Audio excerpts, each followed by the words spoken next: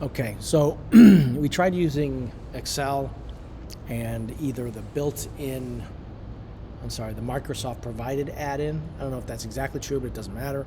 Or that third-party one. It seems like there's issues with at least a third-party one. And also getting some incorrect responses. So I'm thinking we need to shift over to Stapplet. So in class on Wednesday, I suggested that. We worked everything through on Stapplet. I think there might be a couple still using Excel, which is fine. That's all good. If you are going to use Stapplet, I highly recommend that you do the following. How do we get there? So you need to know which one to click on, right? So let's go to the top. We're going to go through partially, one problem partially, at least with the numbers. But to get to Stapplet, of course, you go here. Let me make it look like what you see. We have this calendar, of which we only have 2 weeks remaining. And the link to Stapplet is right there. And you want to click on multiple regression. And then you have this. Multiple regression meaning I can have more than one variable, more than one independent variable, or more than one explanatory variable. The response variable would be the y, the output. So I have that over here. So I was just showing you how to get there in case you didn't quite remember. And so we're going to go to this question. I would use this one. It's not significantly different. It's just that this one is vertical, and it's a pain in the butt for me to type in. It'll take longer. So I'm going to work with this one because I can copy and paste the horizontal values. Okay, so first of all, what is the relationship between the attendance at a Major League Baseball game and a total number of runs scored? Attendance figures in thousands, and the runs scored for 12 randomly selected games are shown below. So the response would be runs, and the only explanatory variable is attendance. I'm going to put thousands so we remember that on the output.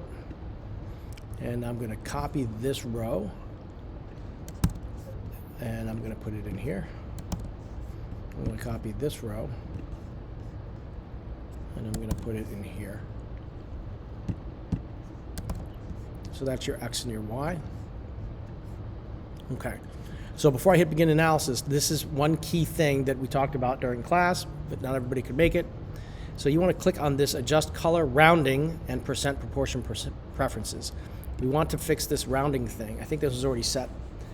We had tried to just set it at 4. That didn't seem to be enough because when we take the square root, it's losing some accuracy, and then we'd be off by a value in the 4th decimal place, it seems.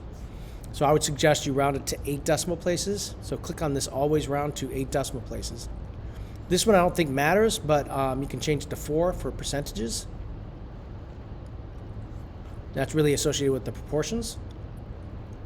And you can change all this stuff too, but I don't really care. I don't think it matters to us. So I'm going to hit done. And then I'm going to count how many values are here. It looks like I'm missing something. I'm missing a 4 there, but let's see. 1, 2, 3, 4, 5, 6, 7, 8, 9, 10, 11, 12. There should be 12 values down here. 1, 2, 3, 4, 5, 6, 7, 8, 9, 10, 11, 12. And it looks like my first value is wrong, so always check that. It's a wise thing to do. And at this point, I have my X's and my Y's and my labels. I've changed the surrounding. I hit begin analysis. Okay, so right here, I cannot see my correlation coefficient. It's not there anywhere. My R value, my correlation coefficient doesn't exist anywhere on this piece of paper. There is a number highly related to that, and it's this. Remember, this is your coefficient of determination, and we take the square root of that, and we get R squared, meaning the R and this capital R, this lowercase r, and this capital R are the same R's. So if I have this R squared value, I can take the square root of it to turn it into R. So I'm going to copy this number because it's easier to do it that way. I'm going to throw it into Desmos. And you can either do this, square root, and copy it in there, or if you're in the know, you can raise it to the 1/2, and that's the same. Raising something with an exponent of 1/2 is the same as taking the square root, mathematically the same. Just not using a symbol, it's actually using the math. So you get 0.6528 as our correlation coefficient. And if we put that in there, we can check. They wanted it rounded to 2 decimal places. I'm just sticking the whole thing in there, and you'll see that it'll not be a problem. So not as much conversation about what we're doing here as I would like. I talked about it on Wednesday, but let's reemphasize. When we're doing a hypothesis test with linear regression, we are always comparing the alternative hypothesis, what we think might be going on, our claim, if you will, with an assumed relationship between the two variables of 0, meaning the attendance has nothing to do with the number of runs scored. If there's higher attendance, like 57,000, versus lower attendance, like 15,000, that has nothing to do with the number of runs scored in a game. Now, we might find differently, but the null hypothesis is there's no relationship. Therefore, the hypothesis null, H sub 0, of rho, remember it's rho, it's rho, because rho is the Greek letter for R, and we're talking about the population relationship of these two variables. And so we're going to say that rho is equal to 0. And here, remember, the alternative hypothesis always uses the same variable. It is also rho. And then we can find the p-value with regard to this relationship. Now, when we talk about this p-value, remember that,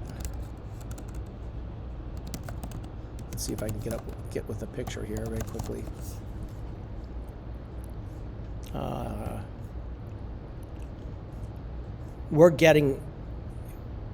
What we're doing is we're taking these values, and let's say I'll take a sample of 6 or 5 or 7, and I'm going to randomly draw these x's and some y's, and they don't match up necessarily, meaning when I randomly draw one of these points, I don't draw a point. I randomly draw one of the x's, like 21, and I'll randomly draw one of the y's, 5, and I'll stick them together. And I do that for however many samples I take, let's say 6. And so I might have these 3 x's, this one, and these 2. And the y values might be these 6 in a row right here. It just randomly happened. So I'm randomly selecting them. I'm not randomly selecting the pairs. I'm randomly selecting individual x's and individual y's. And then I'm calculating their correlation coefficient by running a linear regression. And I'm plotting that rho value in a sample distribution. Remember, if we do that a lot, many times, theoretically, I get this normal curve. The null hypothesis states that, because we're saying that rho is 0, that this line right here is 0. And because we're stating that that line is 0, then if I get something that's not 0, if it's very far away, like way over here or way over here, then that would have been highly improbable for us to get. And what I'm saying is, it would be, this set of numbers would be highly improbable for us to get. And therefore, if my p-value is very low, meaning the probability would be very low, out here or out there, and it's improbable for us to get that, we should reconsider our position that there's no relationship with these numbers, because our null hypothesis is that there's no relationship. And our alternative hypothesis is that there is. It's just a matter of how strong it is. Now, in this particular case, our p-value, 0.0214, according to this, let's see what Stapplet told us. Here's our 0.0214 rounded to 4 decimal places. So we could stick this in here, right? I was actually doing the problem instead of just talking about it. You would get this number, and then we could compare these values. Now, later on, I think, here's the r squared value. We can put that in. Be careful, it's not the adjusted one. It's just the straight one. Okay, round it, or not, whatever. The equation of the linear regression. I always look over here, because that's my what I practiced doing. This is where I look, okay? This is the coefficient for this variable, meaning the slope. This is the constant. You can think of it as an adjustment. But those two numbers appear up here as well, and it looks more like an equation. The number of runs that I get is equal to 3.46 plus 0.09 times the attendance. So I can take those numbers and put them right in here. This one's probably easier to see, or at least easier for you to see, and you might not have to remember which one's which.